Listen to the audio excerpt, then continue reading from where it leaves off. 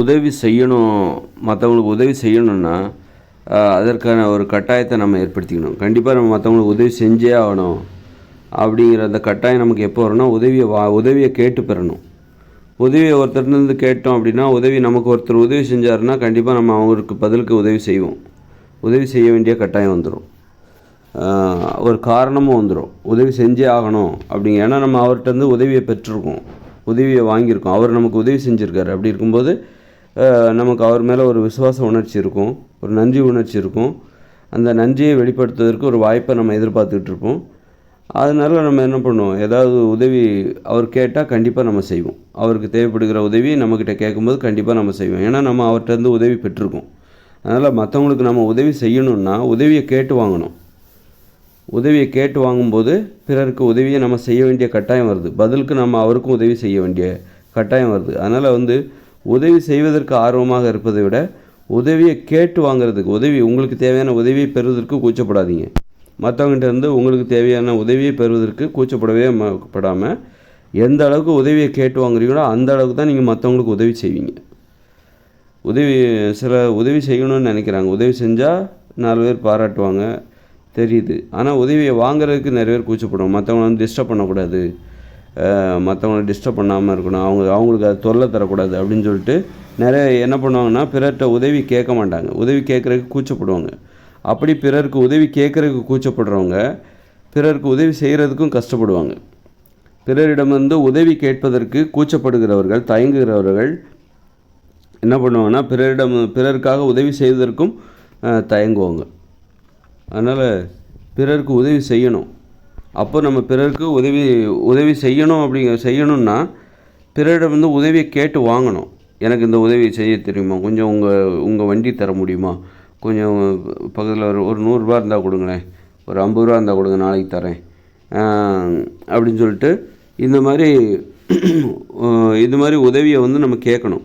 ஏதாவது ஒரு வகையில் சின்ன அதாவது. ஆனால் அதே நேரத்தில் உடனே அதை திருப்பி கொடுக்கணும். நீங்கள் ஒரு 50 ரூபா கேட்குறீங்க, அவர் கொடுக்குறாரு. அப்புறம் அவர் அந்த உரிமையில் அவர் என்ன பண்ணுவார், உங்கள்கிட்ட ஒரு 100 ரூபா கேட்டால் கண்டிப்பாக கொடுப்பீங்க. அந்த மாதிரி அவர் ஒரு உதவியாக அதை கேட்குறாரு.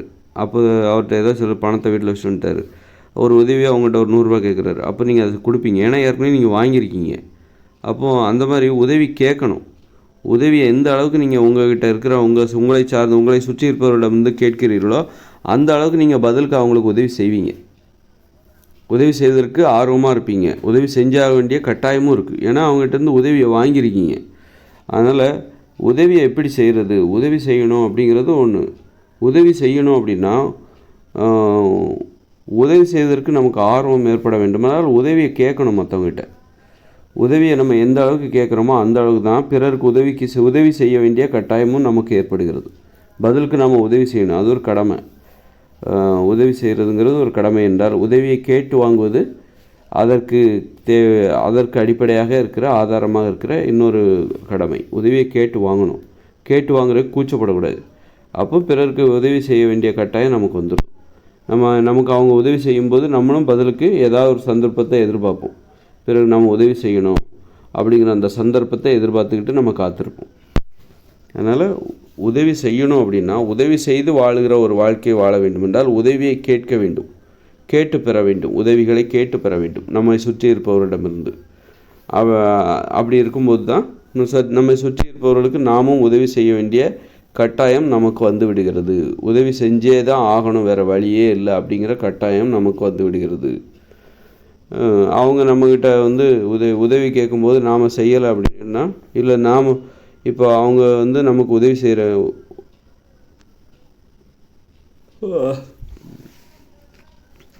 அவங்க நம்ம ஒருத்தர் நம்மகிட்ட உதவி கேட்குறாரு, நாம் செய்யலை அப்படின்னா நமக்கு ஒரு உதவி வரும்போது அவங்ககிட்ட போக முடியாது.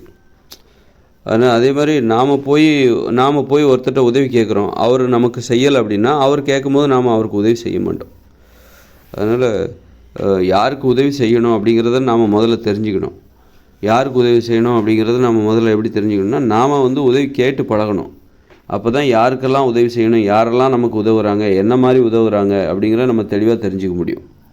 தெரிஞ்சுக்கிட்டால் அவங்களுக்கு நம்ம உதவி செய்ய முடியும்.